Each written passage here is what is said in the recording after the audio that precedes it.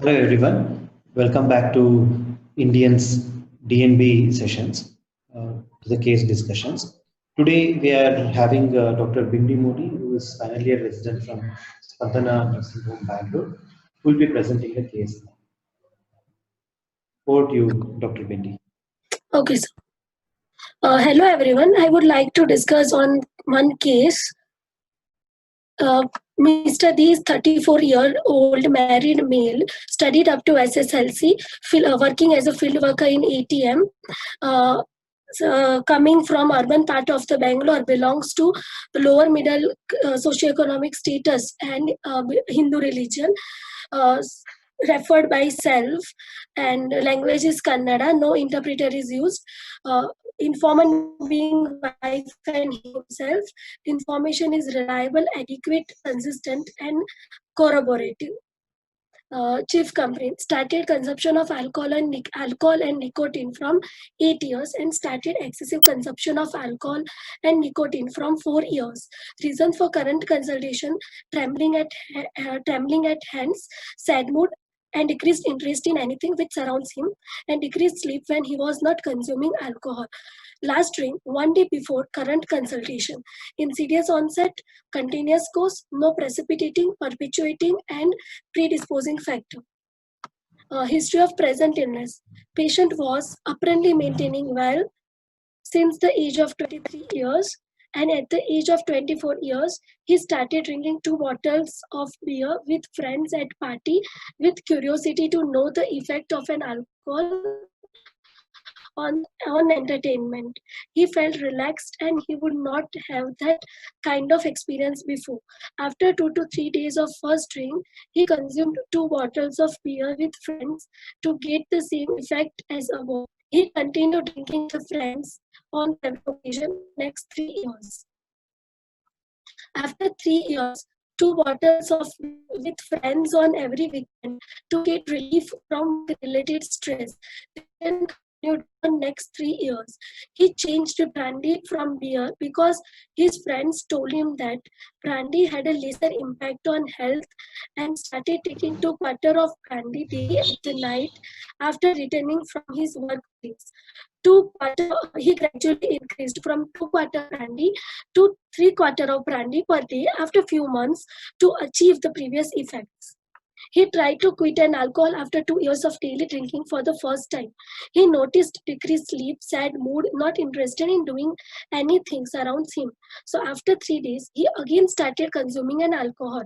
From 1 year, he started developing trembling at the hand during morning time, but not started consuming an alcohol on weekdays because of his work schedule. But on holiday and weekdays, he would start taking from morning time after each meals. On multiple occasions, wife reports that under heavy consumption of an alcohol during night, he would be over talkative, argumentative, quarrelsome with family members, and on the next day, he could not remember anything about this incident. He would not like to spend time with the family members, children, visiting temple with them on every weekends for 4 years. 4 years back, he has been diagnosed with diabetes mellitus. At that time, on physician advice, he had left an alcohol for 8 months duration without any professional help. But after 8 months, when he met his friends, he was forced to take brandy with them from beer. He would have a strong desire to have an alcohol at daily night. Once he would get an urge, he decided to take only 60 to 90 ml of brandy, but he could not stop his drinking up to 3 quarters. He also Bindi, can you make it into a slideshow? yes, sir.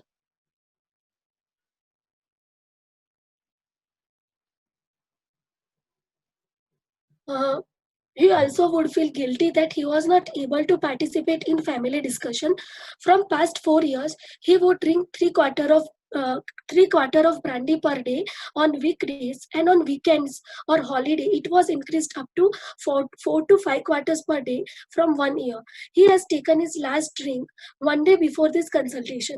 He used to spend one third of his salary on alcohol, but from 1 year that has become up to two-third of his salary. He never asked money from his wife, friends, and other family members and relatives. He also would feel guilty that he was not able to participate in family discussion. From past 4 years, he would drink three quarter of brandy per day on weekdays.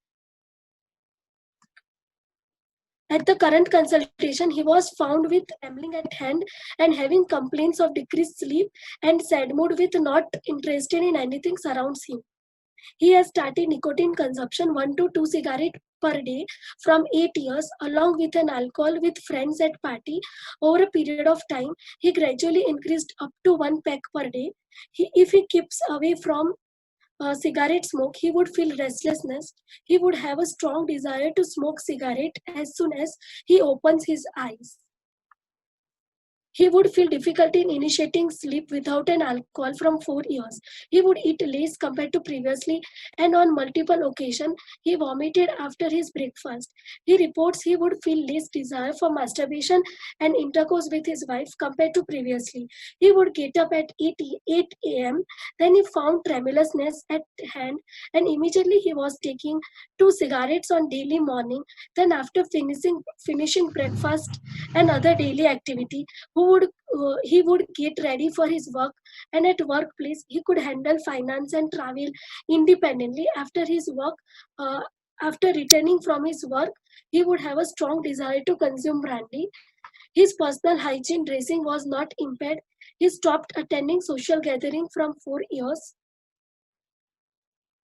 No any history of confusion, irrelevant talking, disorientation, jerky movement of the body with loss of consciousness for few seconds, loss of balance while walking, giddiness, abnormal eye movement in particular direction, no history of head injury or road traffic accident, no any history of weight loss, tiredness, weakness, pain, tingling numbness in hands and legs, difficulty in vision, loose motion, itching on the skin. No any history of nausea, vomiting, blood in vomiters, stool, abdominal pain, loss of appetite, weight loss, tiredness, loose motion, and prolonged fever. No any history of suspiciousness, hearing voice in isolation, seeing things invisible to others.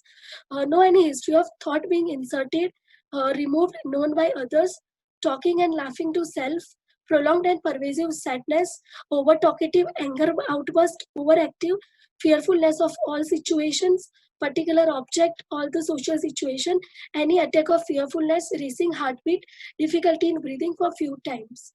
No any other substance abuse like ganja, painkillers, sleeping medication, injectables, LSD, MDMA, and cocaine. No history of suicidal attempt, ideation, self-harming behavior, and harm to others. No any history of hypertension, thyroid dysfunction, asthma, TB, or any infection, and prolonged fever. No any history of caught by police for driving in a drunken state, and no any history of FIR in police station. No any history of sexual disinhibition and related problems. Treatment history, no previous psychiatric consultation. Past history suggestive of diabetes mellitus from 4 years on on irregular medication and occasionally not in control. No any other comorbidities, no any prior hospitalization and prior surgery.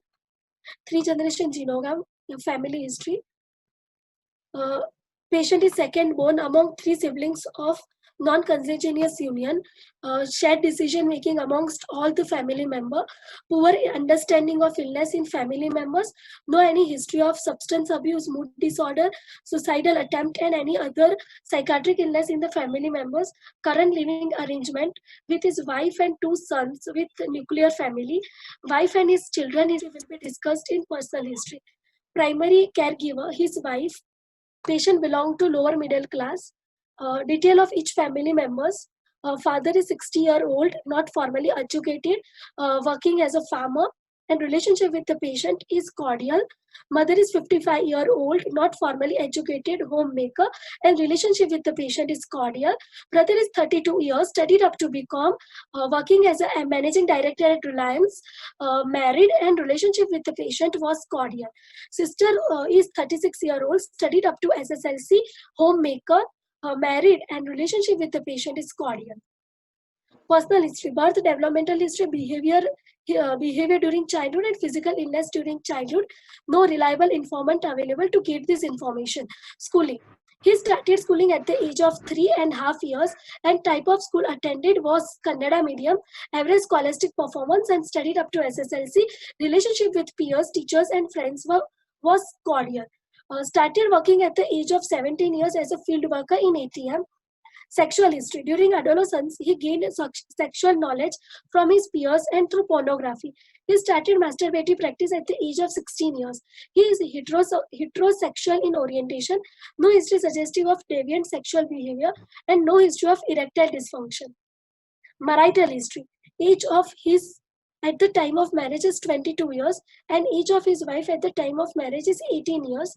Arranged marriage, and his wife is 30 years old, studied up to 10th, homemaker, and his two sons are 10 years and 8 years respectively. Pre-morbid personality. He was attached to his family member and adjusted to workplace. Uh, he was a religious person and would like to visit temple with his family on every weekends. His predominant mood remains stable. He welcomed responsibility. He was able to take decision independently. He was flexible, cautious, and foresightful. Interpersonal relationship. He was self-confident, emotionally controlled, quiet in speech and gestures, adaptable, tolerant to others, and used to make friends easily. And his relationship with people was easily initiated and maintained. He was energetic and output sustained. No any daydreaming. His sleep bowel and bladder pattern was regular. A general physical examination.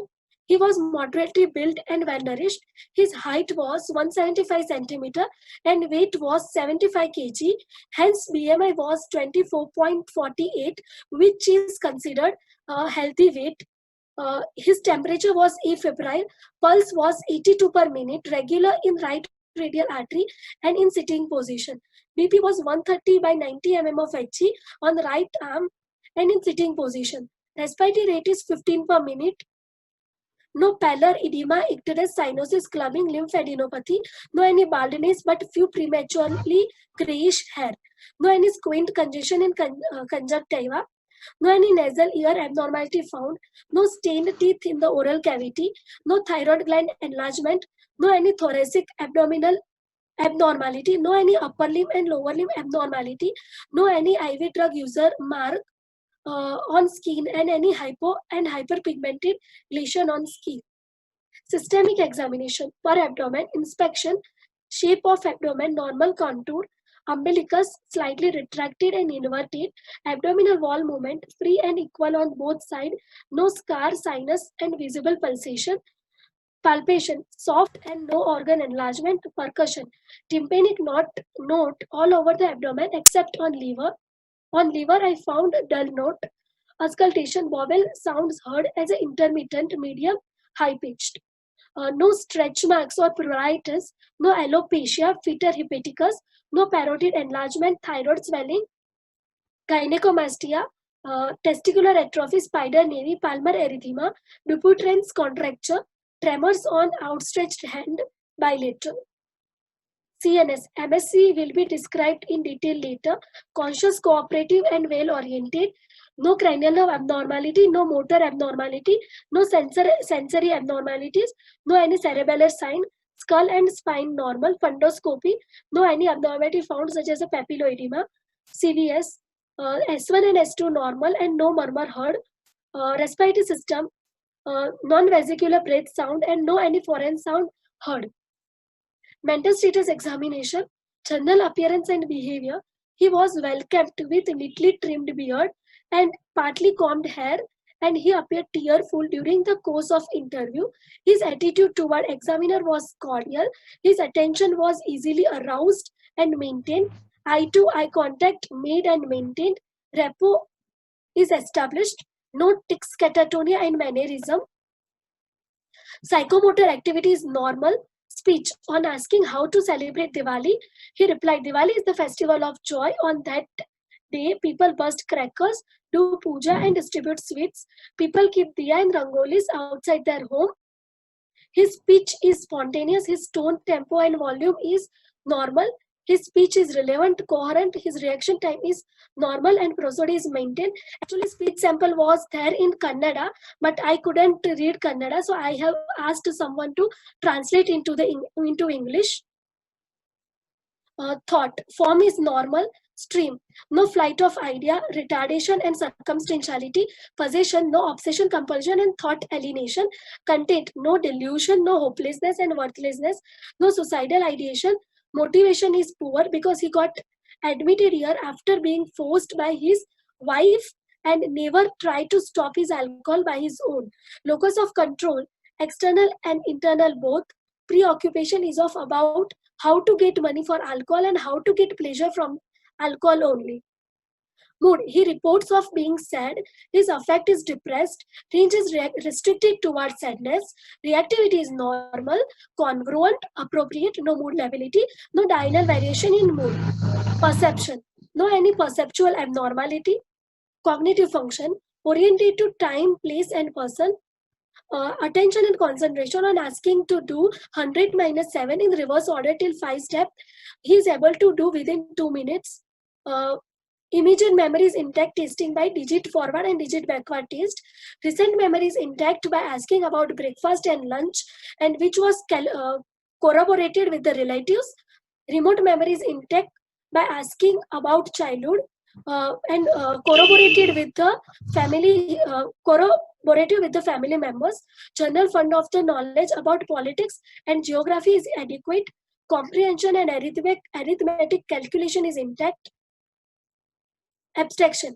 On asking similarity between banana and orange, he replied both are fruits and both can be eaten. Similarity is at abstract level.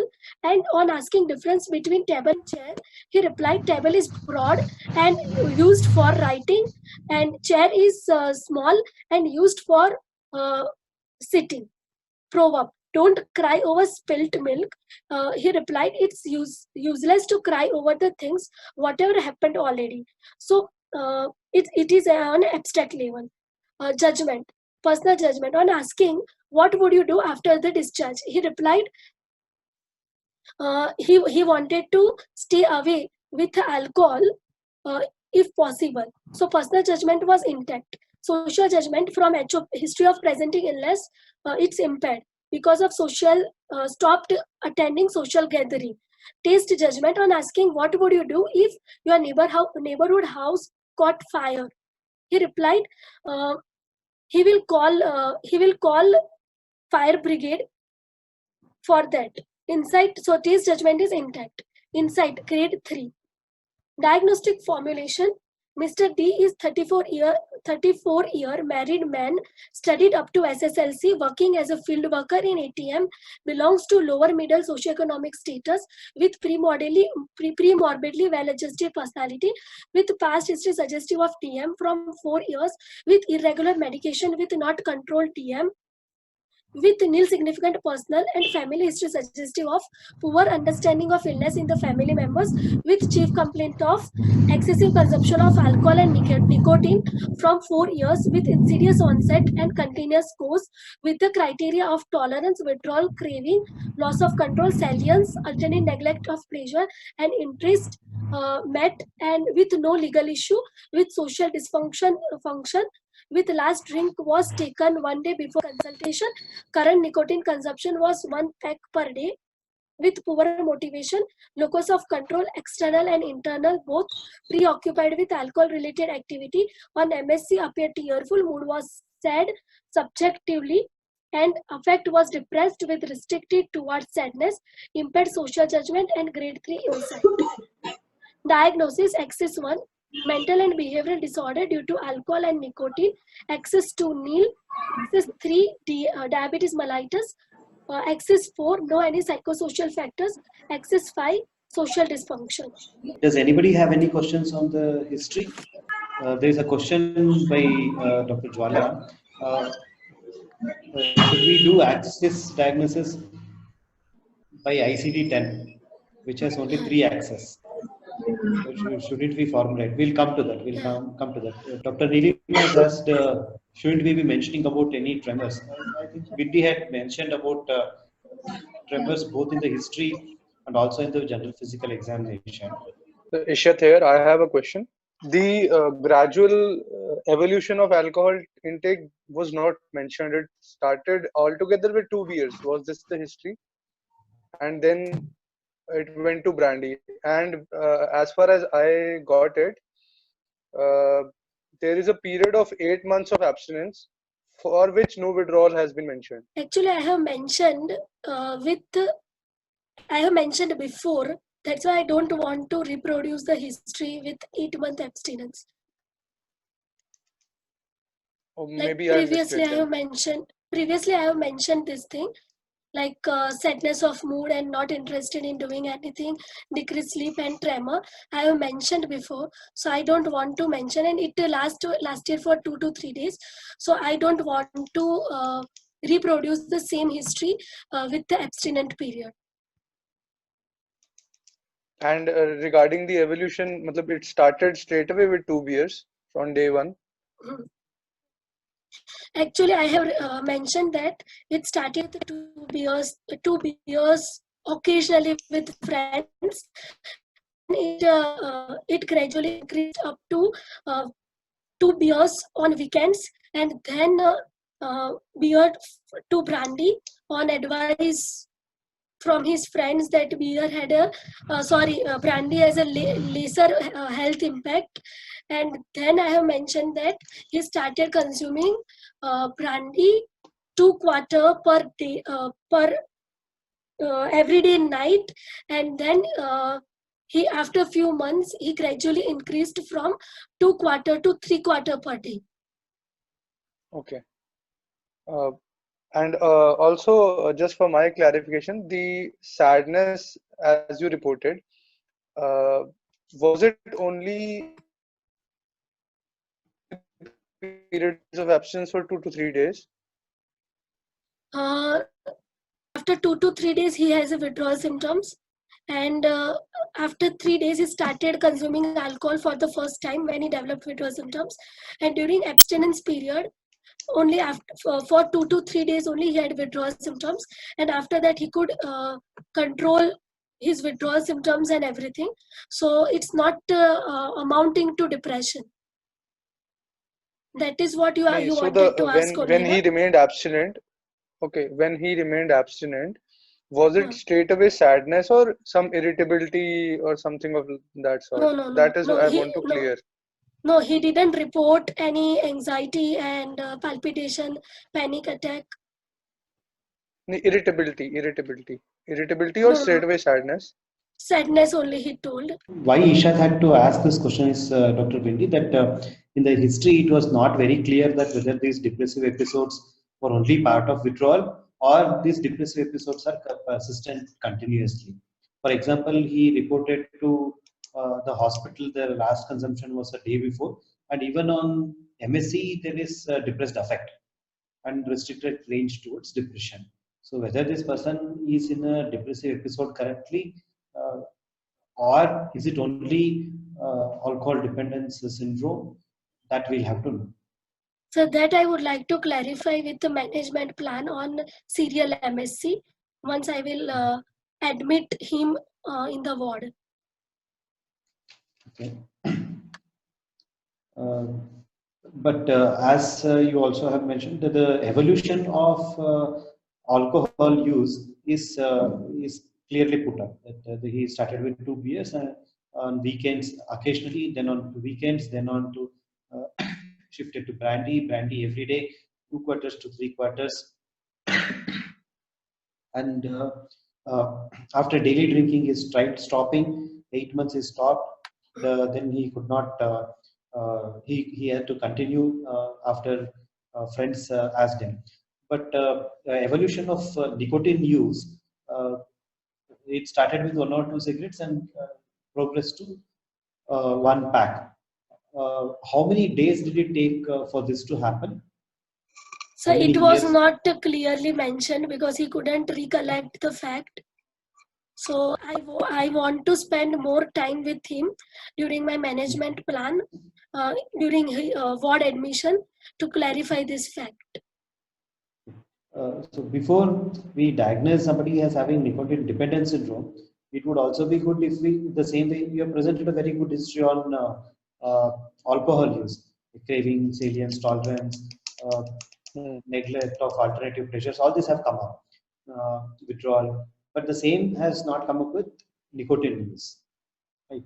So if we have to mention nicotine, either harmful use or even nicotine dependence use, we have to establish the dependence pattern again. What we only probably know from the history is the tolerance. There is an increased dose to achieve the same amounts. But apart from that, we did not know about other things to diagnose as nicotine dependence. That's one of the observations. Apart from the general presentation, we'll come to that later probably as to what like the diagnosis, like other things which have uh, which are inconsistent in the presentation. We'll come to that probably at the end. I would like to admit the patient. Considering poor motivation to quit an alcohol, social dysfunction, mood symptoms, intoxicated behavior, blackout, uncontrolled diabetes mellitus, and diagnostic clarification regarding nicotine dependence or nicotine abuse. After doing capacity assessment on patient for treatment-related decision, if capacity is intact, I would like to admit him under section 86, and if it is not intact, I would like to admit him under section 89. I would like to do complete blood count, MCV, LFT, RFT, random blood sugar, serum lipid profile, urinary drug assay. I would like to administer SIVA AR for withdrawal symptoms and severity of alcohol dependence questionnaire for severity of alcohol for baseline score, and repeat it weekly if time and resource permits. I would like to do serial mental status examination periodically for mood symptoms and other psychopathology. I would like to focus on intoxication, withdrawal symptoms such as a decreased sleep, tremors, mood symptoms, and craving management and motivation enhancement. Modus. I would like to start detoxification with benzodiazepines such as a chlordiazepoxide 25 mg 3 times per day, and I would like to watch out withdrawal symptoms. According to withdrawal symptoms of the patient, I would like to slowly taper off benzodiazepines simultaneously. I would like to start thiamine intramuscular 100 mg per day with glucose with multivitamin supplement for 2 weeks and oral thiamine 100 mg for 3 months. Simultaneously, I would like to psychoeducation to the family member and patient. Once patient gets stabilized, I would like to start craving management, distract, delay, sleep, distract, delay, deep breath, and drink water. And I would like to start acamprosate, 333 mg 4 times per day for 1 year, depends on LFT and RFT status. SSRI can be started to take care of depressive symptoms. For nicotine dependence, I would like to start nicotine chewing gum 4 mg 3 times per day. I would like to monitor sugar level periodically and do consultation liaison with physician. I would like to do motivation interviewing, motivation enhancement therapy, CBT, relapse prevention, behavioral therapy, group therapy, and self-help group approach. I would like to do discharge planning, which includes advanced directive related information, side effect of drug, follow-up date and investigation, immediate medical sign and attention, protection of the collateral information, emergency contact number, and emergency services. After discharge, I would like to arrange periodic follow-up, and in each follow-up, I would like to assess side effect of medication, relapse factor identification, and assess re-abuse of alcohol. Dr. Nima has asked about a typical day in HOPI. Would it be important to add that? To assess dysfunction at the level of personal, social, For that, we need to add typical day at the end of HOPI. Yeah, but since it did not come up, it would be good if you add a typical day.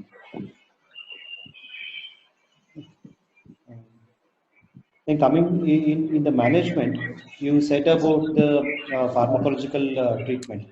Can you go to that slide and show it? Yes, sir. What is this regime called as, Dr. Bindi? You have said that you will start detoxification with chlorodiazepam oxide, 25 mg TID, and watch out for withdrawal symptoms. And then, according to the withdrawal symptoms, you would slowly taper off chlorodiazepam oxide. Symptoms triggered regimen. What is it also called as? What are the regimens of detoxification that you know of? Symptom triggered regimen, then fixed dose regimen, symptom triggered, and pharmacologically supervised. What this is pharmacological, no? Huh. Yeah. Symptom triggered and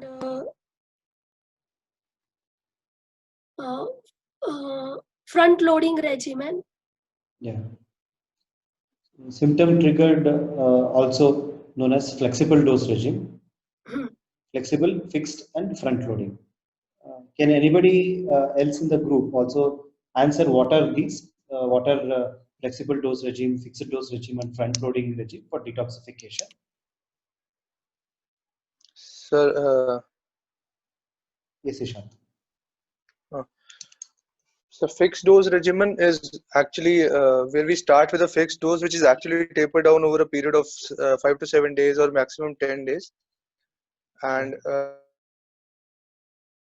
symptom triggered or flexible dose regimen is preferred for an inpatient setting, especially in a tertiary care hospital, where we give the doses as and when required, as and when the symptoms are. For example, we can give chlorodiazepam oxide till the patient goes off to sleep, and he becomes calm. Then he gets up again, he becomes disruptive, then again we can give further dose. So this is for this constant monitoring and supervision is required.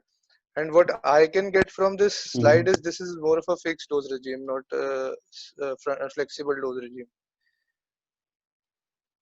Yeah, that will come to it. Like how is this flexible dose? How much dose to give? How is it come to? How is it calculated? For fixed dose or sir, for flexible dose? For both. For fixed dose, it is actually, suppose the patient takes around 20 units per day, so it is started off as 20 milligram 4 times daily, and which is gradually, on day 2 it is 20 QDS, day 1 it is 20 QDS, day 2 it is 15 QDS, and decrease down further in around 7 days. In flexible? Flexible, as it is, what I remember is 20 mg of chlorodiazepam oxide on an hourly basis till around 200 milligram is possible. That is what I remember, and again it is gradually tapered down to in around 1 week. Okay. And front loading is infrequently used nowadays, and I don't have much idea about it. Anybody else who wants to answer? Yeah, Nilima has answered it in the chat. What Dr. Nilima has answered is the right answer for that. Flexible dose regime, the dose required is calculated, is adjusted using SIVA. That's why in the earlier slide you have said you will administer SIVA and find out what is happening. Hourly, we administer SIVA to find out how much the withdrawal symptoms are. So depending on how the SIVA scores are, we would adjust the doses of chlorodiazepam oxide or diazepam or lorazepam, whichever we are giving accordingly. So that is the flexibility of that. So every hour we see how much it is required for the person. It's not only for the person to sleep, as Dr. Ishaq was saying, it's one part of that. We measure using SIVA. So depending on that, we give the dose, and then that's on the day one and day two. By about third day or so, we decrease to about 20% of the dose. Then over a period of 5 to 7 days, we should gradually taper and stop. Then fixed dose regime. In the then again, Dr. Adarsh has asked, first day dose of Librium should be maintained on day 2. Yes, usually the first and second day it is maintained because complicated withdrawal and withdrawal signs happen up to about 48 to 72 hours. That's why we maintain that regime, and then from third day onwards we start reducing the dose that is required. In fixed dose regime, total dose is predicted according to the usage of alcohol, and also probable predicted according to withdrawal severity, which has been earlier mentioned in the history. Depending on that, we fix a dose initially, like what Dr. Bindi has done now. Fluorodecyproxide 25 mg 3 times per day. You can, as Ishaq was telling, you can go up to about 200 mg per day or equivalent of that, and then you taper off every day. In front loading, instead of fluorodecypide or any longer acting agents, you use a medium long acting agent like diazepam. So you give about 10 to 20 mg orally or IV every 1 to 2 hours till the patient improves symptomatically or till the withdrawal symptoms goes away. Once the symptoms go away, that is front loading. Only you load them with as much as diazepam required. It may go up to 100 or 120 mg, and then there is no further treatment which is given. Once this front load dose is given, then it is not tapered off. The reason behind that being the metabolites of diazepam have somewhat longer half-lives, and then they automatically metabolize themselves. So there is no requirement for tapering down this front loading of diazepam. That is the reason behind why diazepam is used. So that is the detoxification. So once detoxification is done, then you also, as Dr. Bindi has mentioned, you also give thiamine. Why do you want to give thiamine, Dr. Bindi? To prevent Wernicke's encephalopathy and Korsakoff's. Can you enlighten us on what these are and how, by giving thiamine, how will it reduce this? B6 deficiency. Alcoholic patient has a B6 pyridoxine deficiency, and which cause Wernicke's encephalopathy and Korsakoff syndrome. So I want to prevent generally under withdrawal of alcohol, after some days of withdrawal, so many patients might develop a Wernicke's encephalopathy and Korsakoff syndrome. And Wernicke's encephalopathy is a reversible condition with thiamine, and Korsakoff psychosis is not reversible. So to prevent this kind of complication, I would like to start thiamine intramuscular 100 mg per day with glucose with multivitamin supplements. Would you give it with glucose or not with glucose? Before glucose, actually. Like first we have to give. What will happen if you give it with glucose? Absorption won't be good if I will give without glucose. Yeah, so you have said you will give it glucose, no? So, but it should not be done. If it is done, if they go into Wernicke's encephalopathy, if we give with glucose. So try and avoid giving it with glucose, you give it with NS. So here again, you have said once they are stabilized, you would like to start anti-craving management. That is both psychological and pharmacological. Pharmacologically, you want to use acamprosate 333 mg 4 times a day for 1 year.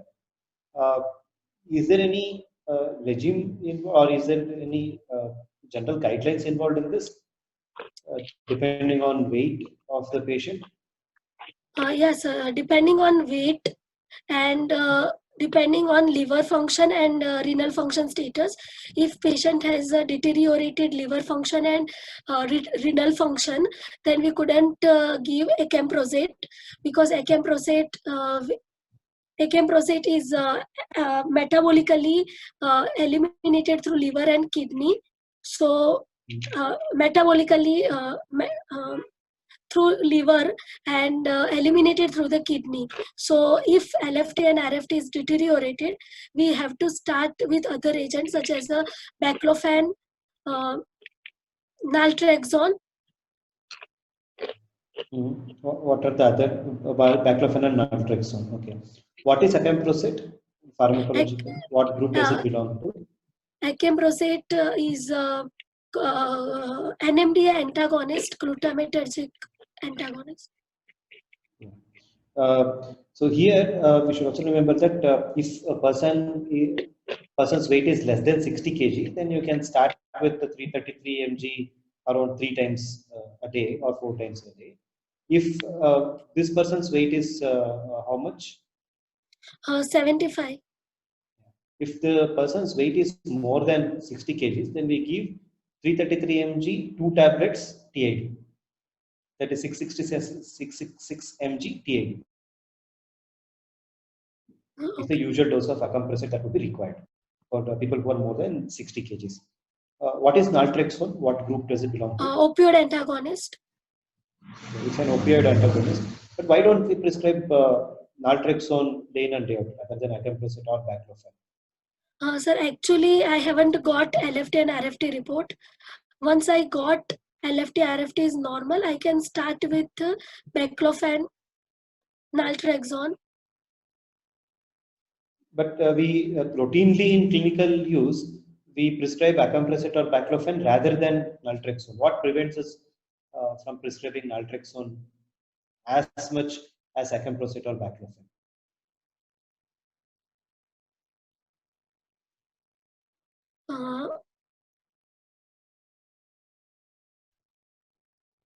It can be given in family history of alcoholism and no ideas. Okay. Others says it can cause depression. Also, what do you know the price of naltrexone? No, sir. Sometimes in exams, people may. You should also know what is the prices of most of the drugs. For example, risperidone, olanzapine, fluoxetine, sertraline. Most of the common ones which we use, we should know. Speaking about naltrexone, somebody also has messaged that Dima has messaged that naltrexone liver compromised and cost issue. The cost is about 42 to 50 rupees per tablet for naltrexone. Costs about 15 rupees. No, it costs about 42 to 50 rupees per tablet. So that is why it is not prescribed as routinely as acamprosate or baclofen. Nowadays, baclofen also is being used. What is the minimum dose of baclofen which is used and maximum dose of baclofen used? 30 to 60 mg per day. Then maximum, how much can you go? 60.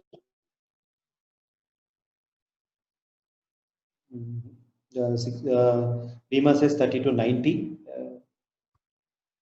Others says 80. Has anybody tried more than that? You don't think anybody has tried more than that? It can go up to 120 mg also. People here have tried up to 240. And baclofen, if you're interested, not exam going people like Viti, people who are not going, who do not have exams in the next week, can go through the baclofen's history of a French physician who took baclofen for alcohol use and found out that baclofen helps. he had gone up to I think 240 to 360 mg of baclofen to cause anti-craving effects. At higher doses, baclofen is a central muscle relaxant. So we should also tell when we go more than 60 mg or so, we should also tell the patient that since we are using baclofen, it's a muscle relaxant. So when you are lifting heavy weights and all, you should be cautious. And many a times people who usually come to us would also be like him, lower socioeconomic status or lower middle socioeconomic status. Many a times people who come to government hospitals are people who are doing manual labors. For them, we'll also have to tell that your muscles would not be as strong as it's a muscle relaxant, so it will not be as strong as earlier. So when you're lifting weights, you should be cautious and careful when we are going above 60 or 80 mg of baclofen. Remember that. So, has anybody in this tried disulfiram? After motivation enhancement, and if motivation is at motivation is good or fair, then and then only we can start disulfiram. And Can with you liver tell function, more about, yeah, and with the normal can you liver tell, function. yeah, can you tell us more about the disulfiram treatment and how it acts and what happens? Disulfiram is aldehyde dehydrogenase inhibitor, which cause aldehyde toxicity. And if patient drinks alcohol, it cause reaction with aldehyde, and which is known as alcohol drug reaction. Adverse drug reaction with disulfiram. That side effect I couldn't recollect. Yeah. The side effects of disulfiram. Hello. Yes. So the side able to effects hear of you. disulfiram. Most common side effects noted would be like nausea, vomiting. Along with it, the drug is peculiar to cause some metallic taste, because of which many of the clients will be denying to take it on a longer term. And the rare side effects would be involvement of this eye leading to optic neuritis. Actually, with aldehyde, if patient drinks alcohol, what kind of side effects patient get developed? Yeah, this is what you just told is about disulfiram. What does disulfiram cause? But we are talking about something called as disulfiram ethanol reaction. With aldehyde, if patient takes alcohol, patient can develop arrhythmia, hypotension, and collapse. So, if patient's motivation is good, then and then only we can start disulfiram. So, what is disulfiram ethanol reaction? How is alcohol metabolized in liver? Is Ishant? Sir, alcohol dehydrogenase is the first enzyme which converts ethanol to acetaldehyde, and the second enzyme is acetaldehyde dehydrogenase, and the second is acetaldehyde dehydrogenase. Here disulfiram comes into play, which acts as the blocking agent and does not let the conversion of acetaldehyde further. So due to accumulation of acetaldehyde is converted into what? Acid. Acetic acid. Acetic acid and continue. And water. So water acetaldehyde accumulates. Yeah, water. So when acetaldehyde accumulates, intense nausea, flushing, there is hypotension, vasodilation, and which can further lead to myocardial infarction or arrhythmia. This is known as alcohol disulfiram reaction. Yeah. So when you people would have heard that in many parts of the country, people took alcohol and then there was optic neuritis and then they lost eyes. Do you know why that happens? Yes, sir. Yeah, yes, you can tell. That is actually due to adulterated alcohol, and due to most likely the alcohol was adulterated with methanol, which can cause optic neuritis and blindness. Yeah. Dr. Nilima and Dr. Jwala are also answering the same. It is methyl alcohol for poisoning.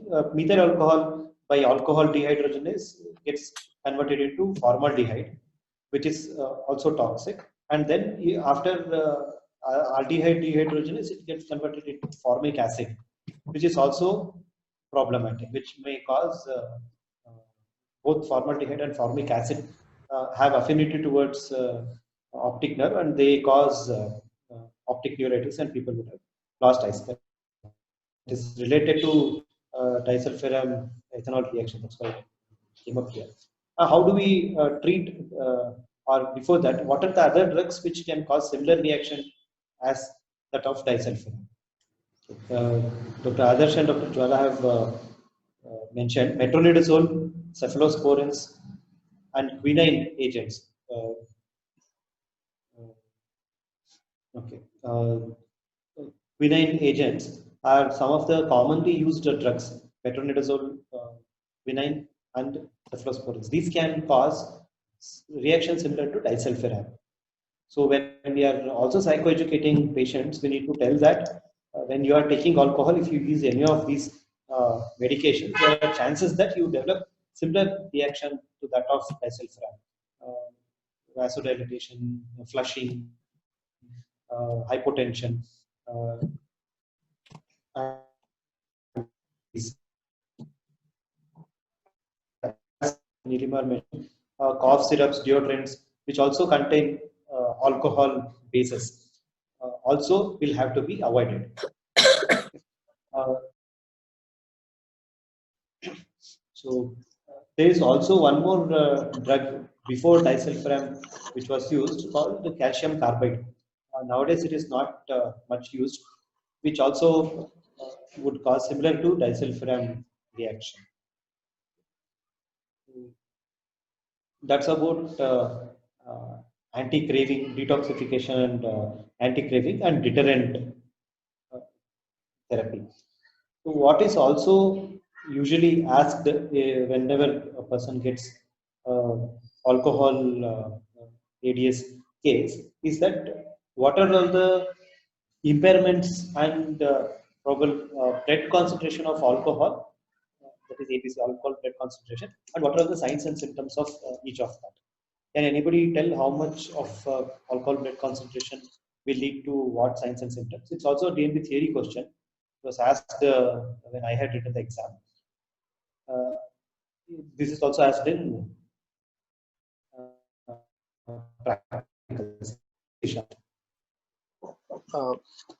Sir, I do not remember them exactly, but uh, at 30 milligram percent, there is some disinhibition which is seen, and 30 to 80 milligram percent, there is a the disinhibition further increases and the motor signs start coming, which further increase at 80 to 200 milligram percent, with and include um, slurring and ataxia. And what I remember, above 300, there are coma and respiratory depression and possibly death. So this is all I remember. 200 to 300 also, motor signs become very prominent, and there is disinhibition, and also maybe blackouts are prominent at this concentration. Yeah. Anybody wants to add to this?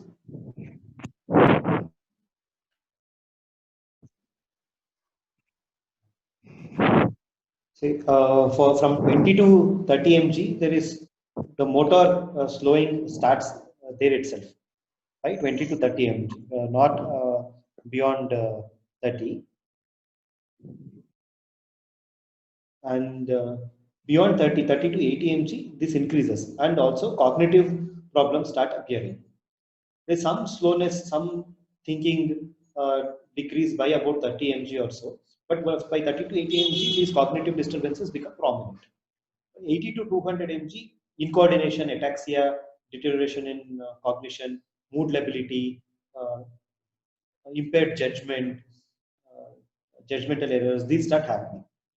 By 200 to 300 mg, yes, this, as Rima said, nystagmus happens, and then there is slurring of speech, this market slurring, and blackout can happen.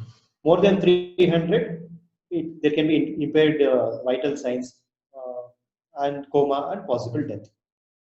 What we should also remember is that by about 80 to 200, 80 to 100 mg is what is legally permissible amount in USA. In UK and other countries, UK, Australia, USA, there are three different things. We'll take the UK one commonly. As to what is the permissible unit of alcohol per day and per week.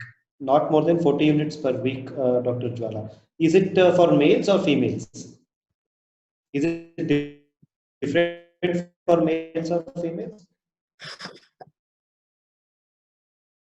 Yeah, Adarsh says that for females it is 14 and for males it is 21 weeks, 21 units per week. So that's the correct answer. Now, what we should remember is that in the UK, when they bought this law, that legal permit for usage of alcohol is 21 and 14 units. You remember that many of the people who work in manual labor and in other jobs will get their weekly salary on Fridays. So these people would disability benefits and unemployment benefits, all social welfare measures, all of them are got on Friday evening. So Saturday and Sunday, these people would consume 14 to 21 units of alcohol. So then UK changed this law to per day. So it is about 2 units of alcohol per day for females and 3 units of alcohol per day for males, which will add up to 14 and 21 anyways. But they made it per day instead of per week. This is a background story we should remember. And Dr. Rima has asked, we'll talk about MET also. Before that, what are these units of alcohol? How do we measure that? 1 unit equals to 10 gram of alcohol or 1 liter of 1% alcohol. Vasundhara has asked how to convert this. According to the percentage of alcohol, we need to calculate in ml. If suppose patient is taking 3/4, that is 3 into 180, that is 540 ml. So 540 ml, 1 liter of 1%, and brandy has 40% of alcohol. So 1 liter of 40%, that is 1000 ml into 40% equals to 1 unit. Then 540 ml equals to how many? So now we need to calculate that. There are formulas. Instead of that, we'll go to the easiest one. The exam to think and convert that using the formula would be difficult. So Adarsh has said 25 ml of spirits is 1 unit. Jwala said 1 ounce is around 30 ml. What we'll do is for that we'll have to know what are the types of alcohol. So if you know the types of alcohol, then conversion of that will be easier. So what are the types of alcohol that you know? I'm not asking about ethanol, methanol, and all. In ethanol, commonly available beer 4%, beer 4% to 8%, whiskey, brandy, gin, rum 40%. Adarsh has included the middle one, wine. So the beers will contain about 4 to 8% of alcohol. Wine contains about 8 to 16% on alcohol, usually about 12 to 14%. And higher spirits, which contain more than 40% alcohol. They are available right from 40 to 72% alcohol content. So what we should remember is we'll remember the common ones. So if it's a beer which has about 4% to 5%, 5% is the usual one which we get in India. So 5% of beer each bottle of beer will contain about 750 ml of beer, which will be about 2 units of alcohol. Easier to convert.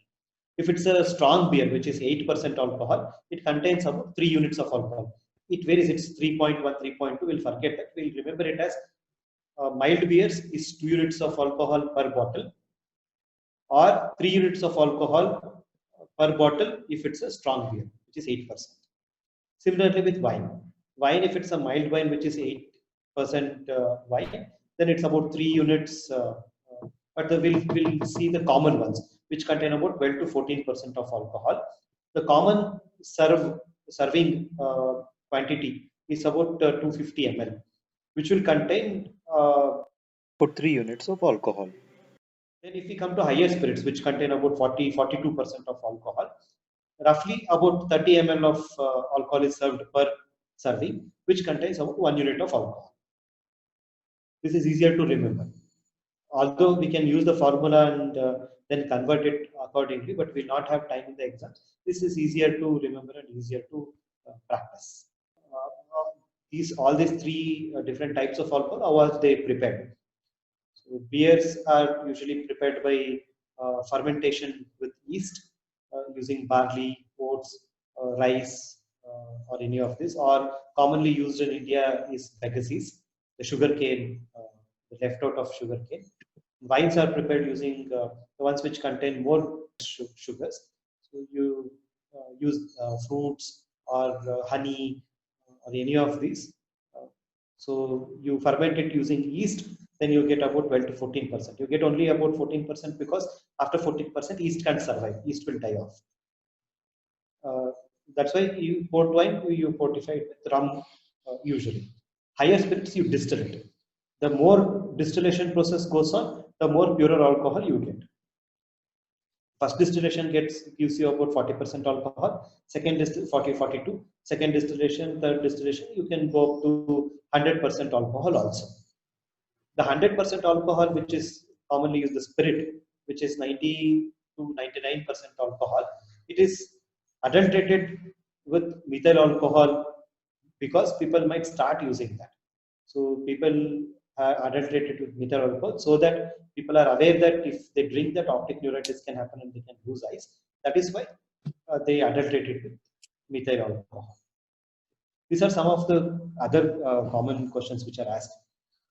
About motivation interviewing technique, it is, even though the examiner has not asked, I would suggest you read about that and also answer that. Motivational interviewing technique, yes, Binti. Sir, actually, we can't write like motivational interviewing. We need to write the steps what we are doing. Yeah, you have to tell that. If you tell that, people will understand that it is motivational interviewing. Or they'll ask, you just told what is that called as. Then you will start talking about motivational interviewing. Okay. So, or you can also tell that I'll use motivational interviewing technique which contains of these stages before even they ask. So the lesser the examiner asks you, the more marks you will get. So what is motivation interviewing technique? Opening question, affirmation, then later too I couldn't recollect. What you're also talking about MET, what I'm asking is motivation interview technique, which was given by Miller and Relling. This contains 6 stages, 6 interviewing techniques. These are portraying empathy, then developing discrepancy, the rolling with resistance, there is avoiding argument, supporting self-efficacy, and facilitating and reinforcing self-motivating behaviors or self-motivating statements. A similar technique, which is also called as frames, which was given by Bien in 93. Any idea about frames? It's a mnemonic. Feedback, empathy, response. Feedback, response, empathy. Feedback, response. A is not empathy. M is menu, E is empathy, and S is self efficacy. So first is feedback. Feedback about risk and impairment which is involved for that patient. Second is responsibility. Responsibility is taking the personal responsibility for the change which is supposed to happen. Third is advice. Advice on what to do, how to do it and all. Then menu of alternate options. That is people who stop alcohol, now they don't have any other thing left. all that they were doing, like this person also neglecting alternative things and pleasures, and exclusively concentrating only on getting the substance and consuming that. For them, there is no other alternative if they leave alcohol. So you give a menu of options, menu of alternative options for this patient, the empathetic interviewing and self-efficacy. This is called the FRAMES technique. Either MIT, that is motivational interviewing technique, or FRAMES. These, if you answer, it will be very good. If you, even before they start asking you questions on this, if you answer, that would be good. There are also queries on, somebody here had mentioned that disulfiram, even without consent, when patient relatives specifically request that they do not disclose the patient. No, we do not do that. We always give disulfiram with consent, because it is risk to life. It can cause death also. It is in one of my patients, the patient after giving disulfiram developed pulmonary edema. It was very bad. We had to give him 4 doses of Lasix so that his pulmonary edema came down immediately. We would have lost that patient when I was a student. This can happen, so we do not give without consent. It's always with consent. Patient who is motivated, knows well, then we give that. An equivalent dose of benzodiazepines, and according to amount of alcohol, how it is done, we'll send out whatever the notes which I had prepared. I'll send out the printout of that to you people. I'll put it up. So all of these things are in that SIVA audit, CAGE questionnaire, which are commonly asked, and probably for nicotine Fagerstrom questionnaire. So all these things we have, the notes which we had made. I'll share it with you people that has all these things. Regarding treatment of disulfiram ethanol reaction, which has, and I think Adarsh has said that it's only supportive therapy. There's also a pharmacological treatment for disulfiram ethanol reaction. The pharmacological agent, does anybody know? Any idea on the pharmacological agent which is used? I don't think anybody here knows that the pharmacological agent which is used as an antidote for disulfiram ethanol reaction is vitamin C. Okay. Vitamin C, not as tablet, as injectable.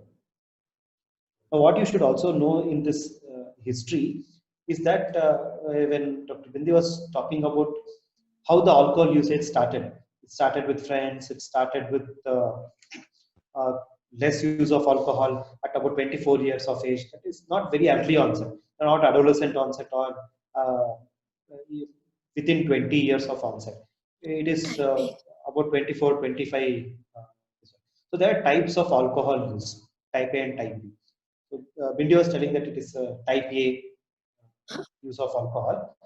So this person has late onset. Usually it is taken as more than 25 years. This 24, 25 doesn't matter. It's okay.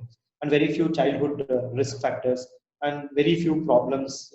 Like here, there are no legal problems. Apart from him not being social, there are not many other problems which are involved in this. So this constitutes type A use of alcohol. Type B is opposite of that. There are many childhood risk factors, early onset, adolescent onset, severe dependence pattern. There's mild dependence in type A, severe dependence in type B. There's also independence. If we come to, there is gamma and delta. Any idea? Yelling typology. Alpha, beta. Alpha is physical and mental stress. Beta is continuous alcohol but no psychopathology detected. Gamma is episodic use. Delta is delta I didn't remember, and epsilon is dipsomania. One so I forgot. Delta is drinking certain amount every day. Okay. Say 20, 30 ml or 60 ml. We would find such people. They wouldn't have increased their alcohol use at all. in the years to come, but they have used only some amount of alcohol, 30 mg or 60 ml of alcohol every day. So that's a delta alcohol dependence. So gamma is problems in controlling once started. They usually stop only when their money gets over or other people or the bar closes down. So we should also, what we'll not discuss here and what you should also read about is the reward pathway, the neurobiology of dependence. So, neurobiology is also important. The reward pathway, if you should remember, ventral tegmental area, which is dopamine cells, to nucleus accumbens. So this is the mesolimbic pathway, which is the reward pathway. Dopamine, the more dopamine release, the more pleasure one would get. It is, we should use hijack. It is hijacked by substances. So more amount of dopamine is released, which is not seen with any other pleasurable activities like eating, shopping, sex, any of this. More amount is released when they are using substance. And the problem is also when amygdala gets linked to this. It's bilateral. Amygdala gets has direct connections to VTA also. Amygdala has connections to nucleus accumbens also. So what does this do? How does emotional, how does cue craving happens is due to amygdala getting involved. So more details you read about the neurobiology of substance use disorders. So in general, when we are presenting in this presentation was very good for alcohol use, the onset, course, duration, how did it start, how was the current usage, craving, the 6 criteria of ICD-10, craving, salience, tolerance, neglect of alternative pleasures, withdrawal symptoms, persist despite harmful use. All these, at least 3 of these should be present to be told as areas. So all of these came. Apart from this, it is also good if we ask about hangover, which did not come in this. Also type of drinking pattern, which came up in this. And cage questionnaire, like did they want to cut down at any point of time?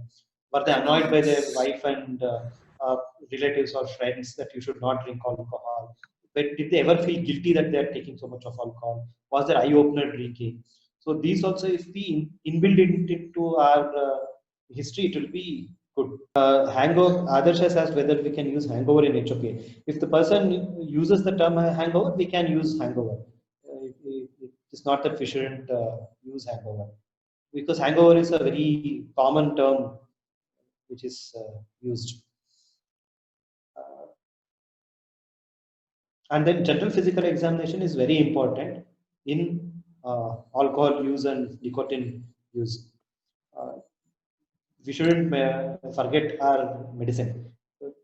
Anyways, this will be put up in YouTube in another couple of days. We can go through the general physical examination, which is given by Dr. Pindi. There's most of the things, alcohol facies. One of the things which was missing is injury or easy bruising, which was there, but this person did not have neurological examination, cardiac, abdominal examination, hepatomegaly, splenomegaly, signs of cirrhosis, signs of vitamin B12 deficiency, vitamin B6 deficiency, peripheral neuropathy. All these things are important in alcohol. So how do we ask? How do we ask narrowing of repertoire to the patient to be included in HOPI, and how do we mention in HOPI that I couldn't get this from anywhere? So you have already mentioned that progressively he used to enjoy some things in the past. Now he started neglecting all that, and continuously he is preoccupied only with alcohol. You have already mentioned that how this you started, and previously what were the pleasurable activities this person had, and then how this has come down to only being preoccupied with alcohol and taking only alcohol. So when friends would meet, probably they would discuss about many other matters and take alcohol occasionally as a part of socializing. Then they started talking only about alcohol. Then they started their entire discussion would be concentrated only on alcohol. Their preoccupation is only about alcohol. Previously, as said in your history, is no more interested in having physical intimacy with his wife. He's always thinking about alcohol. He's not going to temple with his children and wife who go weekends. They go to temple. He skips that and uses alcohol instead. These are all narrowing of repertoire, which you have already mentioned. So in that way, it's good.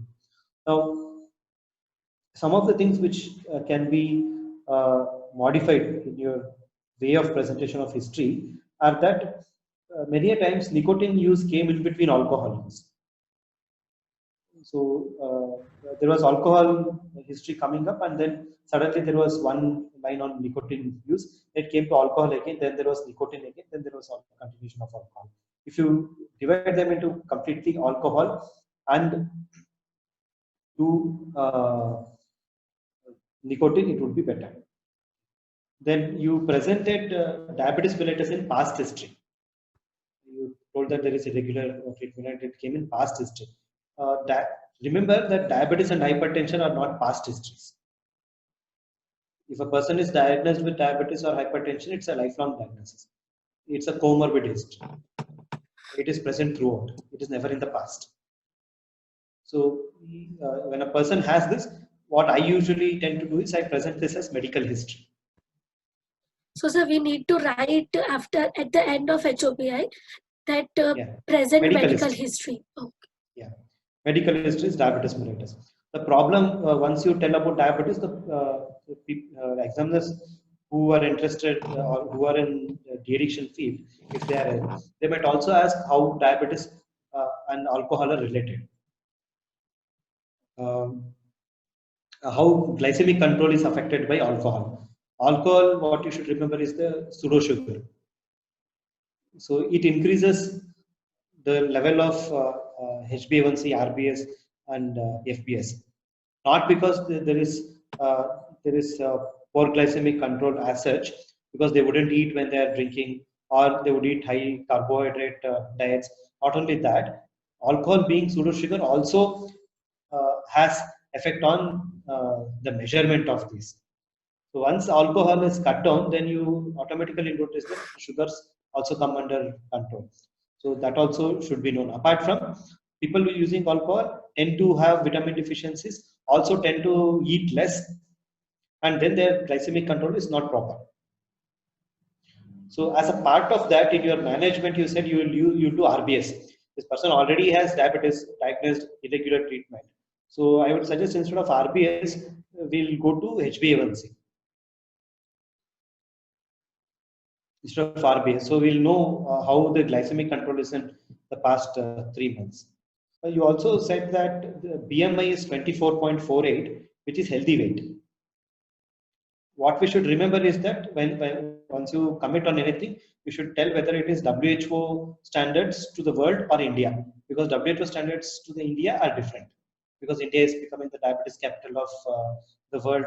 So we are using a different category here, and we are normally not wheat eating country, we are rice eating countries, Southeast Asia region and Japan.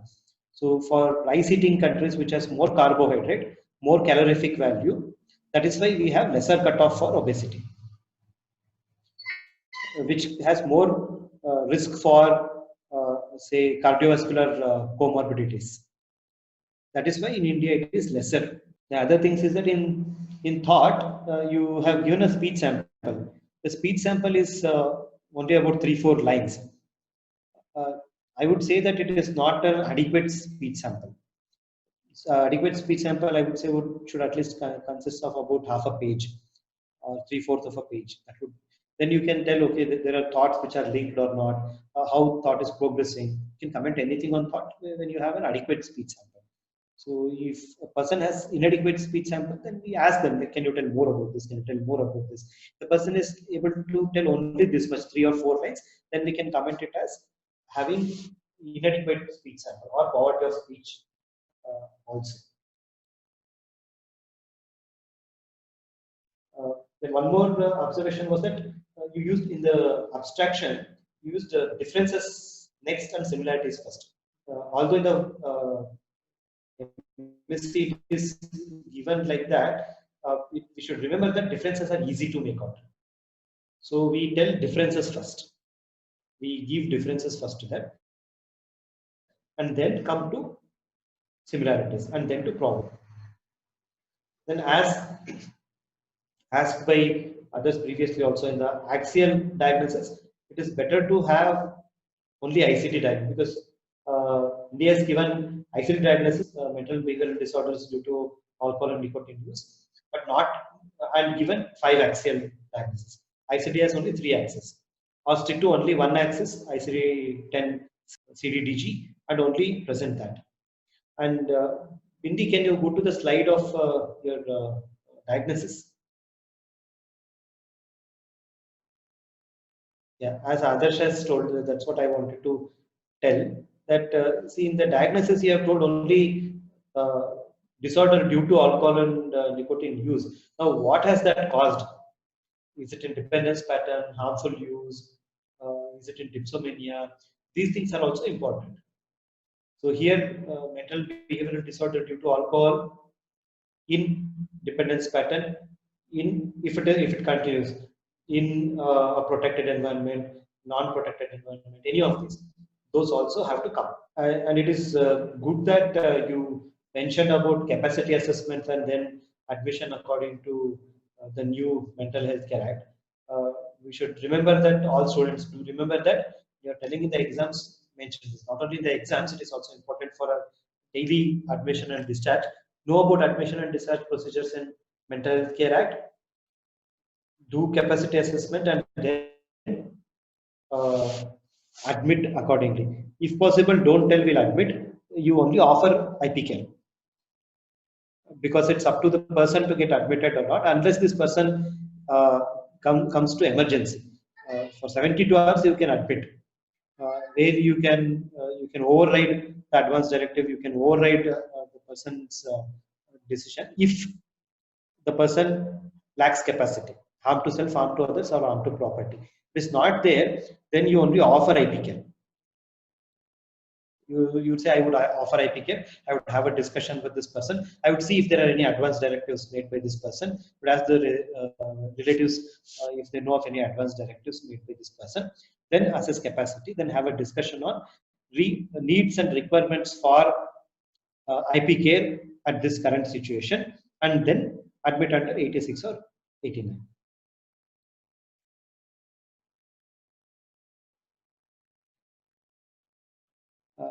Ishat, you have raised the hand. Can you ask? Hello. Yeah, Ishat. Sir, one question is, some people here make a difference between, obviously there is a difference between insight and capacity. So if the insight is grade 1, so shall we presume the capacity absent, or still do the capacity assessment? No, the answer is no. We still do capacity assessment. Insight and capacity are different. Capacity is a legal term. Insight is a medical term. And sir, another question. Somebody else also, I think, asked this question in the text. 0.24 says currently using the substance, and 0.25 says continuous use. So what I understand of this is the active dependence is present, but he's not consuming the substance every day. That is presumed of 0.24, and 0.25 means he's consuming it every day. Is that right, or is some? Yes. Okay, sir. And one more thing, what you should also remember is that when we are presenting here, it was easy because this person was taking alcohol every day. But what if a person has only binge drinking? The person has binge drinking, takes alcohol every month. 30th, he'll get his salary. On 1st, he'll drink alcohol. So there, how will you see whether the person is in dependence or not? The last 0.26 episodic or dipsomania, I think would be appropriate here. Yeah. So dipsomania, there also you see whether it is harmful use or not. Just taking binge drink of say 20 ml or 30 ml and continuing to use the same every month for many years, not increased it, no tolerance, no salience, uh, will tell that the person doesn't have dependence. It will probably be harmful or social use, even if it is binge. So the binge usually is not taken 1 or 2 units of alcohol. If it is more, then if there is binge drinking every month, then we also see for that pattern, for that episodic use, is there any tolerance, is there any salience which is developed, is there any dependence pattern which is developed for that. And then you put in dependence and then you use episodic use. Okay, sir. Sir, I have another question. Hmm. Suppose the patient is, we have established the dependence pattern and he's abstinent from the past, suppose 3 days, and currently he has tremors and uncomplicated withdrawal signs, and with it he has hallucinations which are going on. So will we quote alcohol-induced psychotic disorder and withdrawal state both in the diagnosis? No, we usually code alcohol withdrawal in this because even after third day, the complicated withdrawal can happen. So hallucinosis and tremors. If the person is in delirium at that point of time, we would also diagnose them to be having delirium tremens in this case. But even otherwise, we would code it as withdrawal instead of alcohol-induced psychosis. We usually see if the person doesn't have withdrawal, only psychotic features, then we would consider it as alcohol-induced psychosis. If the hallucinations come during the withdrawal state and he has no withdrawal signs apart from hallucinations, then what would we do? We see the duration. If it is within 3 days or 5 days, then we would take it as withdrawal. If it is more than a week or so, then we would tell it as alcohol-induced psychosis. Okay, Manan has asked, aren't we supposed to mention that level of motivation and stage? Yes, that's one thing we forgot to discuss probably. There are stages of motivation in MET, motivation enhancement technique. There is a 5-stage model given by Prochaska. And it is also good if we read about these stages. Manan, can you tell about these stages? So there are 5 stages of motivation: pre-contemplation, contemplation, planning, action, and maintenance. My question was, in case of substance use, aren't we supposed to mention the level of motivation, the stage of motivation at the end of the history, I mean at the end of the diagnostic formulation? MSc. Yes. It would be good if you use this. Yes. I'm generally thinking about the level of motivation in the good or fair, good, fair motivation, good motivation, and poor motivation. Instead, you can use the Prochaska's model. So actually, I felt it's very difficult to put that Prochaska's classification because in Indian Addiction book, which has been given by IPS Society in 2015, they have mentioned good motivation, poor motivation, and superficial motivation. So rather than Prochaska classification, I would like to consider Indian IPS guideline classification. That's good. You can do that, but Prochaska's is also good to use many a times. It's also easy. It is not that very difficult. Right now, this person, as Manan was also telling, is in probably contemplation stage. It is not pre-contemplation because he is not just thinking about it. Whatever his parent, his wife has told, whatever it is, he has at least tried and contemplated to come and get help. He has come here.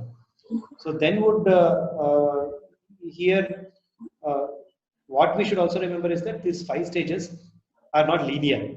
People can go back from any stage to contemplation or pre-contemplation. So if this person had come by himself and is doing something, then he would be in an action phase. right now. Okay, sir. So, Sir, another question is whether we are also supposed to mention insight in if the patient is only having substance use disorder, or just we can mention motivation and not the insight. we can mention insight here again, because this person Bindi has said grade 3. Even I wanted to ask that what is grade 3 and how did you come to that?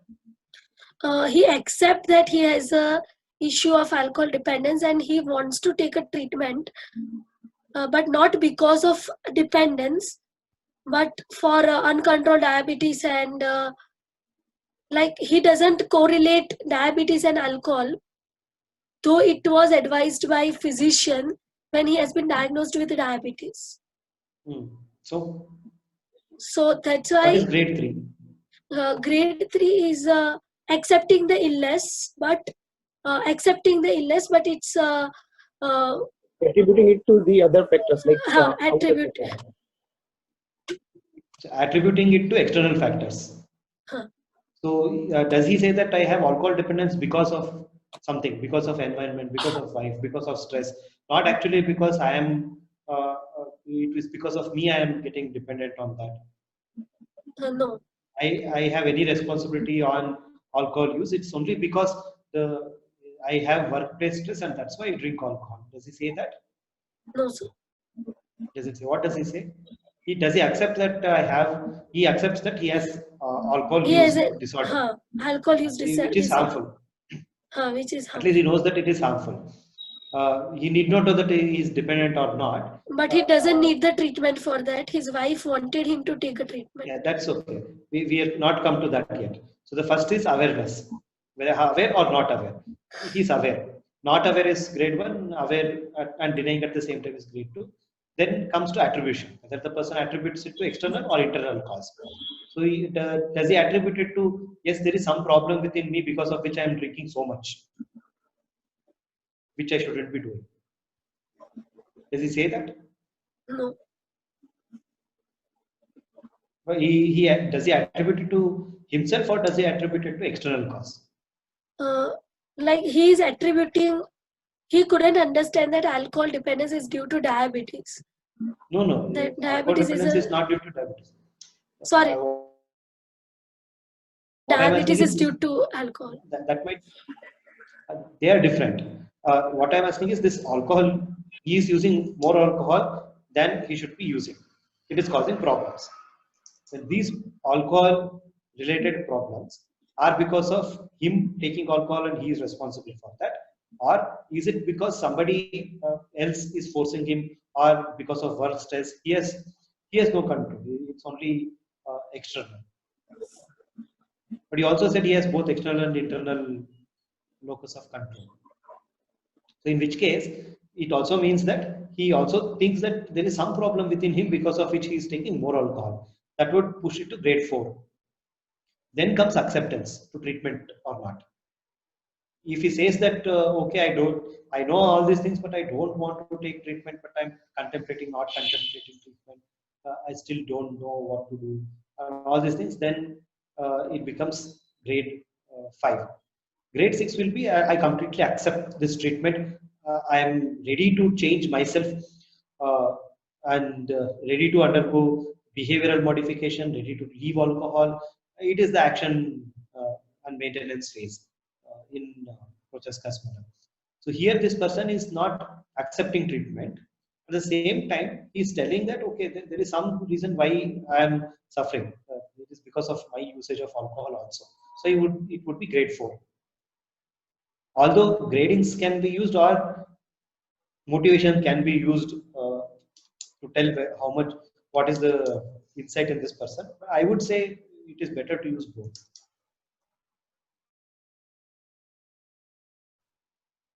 So, sir, if the locus is internal, so it becomes grade 4, right? Yeah. Okay. And also, sir, suppose we get a dual diagnosis case. In the acute state of psychosis or mania, shall we mention about the motivation or not? No, I did not get it. Can you please ask again? Suppose the patient is ADS plus an independent bipolar affective disorder. So in the acute state of mania, shall we mention about the motivation state or not? Or is it futile to do that? See, what I would do, that there is no right answer for this, but what I would do is I would mention, but I also tell that it is covered by the person's mental illness currently. And I would Can we say serially do motivation analysis. cannot be assessed? You can tell that I would assess his mental status examination. Once this person's mental illness is controlled, then I would assess motivation. You can still tell that. What I would tell is that right now, at this point, motivation is this much. He wouldn't have motivation. Probably in mania, the person's motivation would be in pre-contemplation stage. So I tell that right now he is in pre-contemplation stage, but it is colored with mania. That is why I want to do weekly serial analysis. Once his mania comes down, then I would, when I am reassessing the motivation, then I would comment adequately on motivation. You Sir, tell right. that, okay, you know something about this. Sir, right, that won't create a problem. But suppose we interview the patient of mania in regards of motivation and he says, "Ki Doctor Sahab, aapne kaha maine abhi chhod diya." Then what we do? Shall we stay action state or not? मैं अभी छोड़ देता हूँ, अब से नहीं पीऊंगा, or what that? So, अब से नहीं पीऊंगा is only he has told. We should assess will he stick to that or not, and all. Okay. Whether For the first MSc, what will we say that in the exam? Then you tell I can't comment. Okay, sir. You mentioned that this I have asked this question. This person has answered like this, but I can't comment on this given the person's bipolar disorder and currently being in mania. Now, what happens is that why I'm telling that you use this technique is that when you answer this, many examiners will know that at least you know about motivation. If you don't ask this at all, then they will think that you don't know anything about this, and they may ask you later, and then you would answer.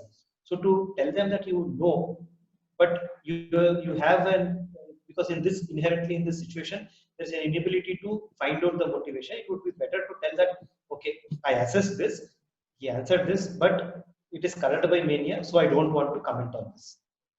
Or I would want to comment, this person is in this stage, but it is colored by this, so I don't want to tell right now what stage it is.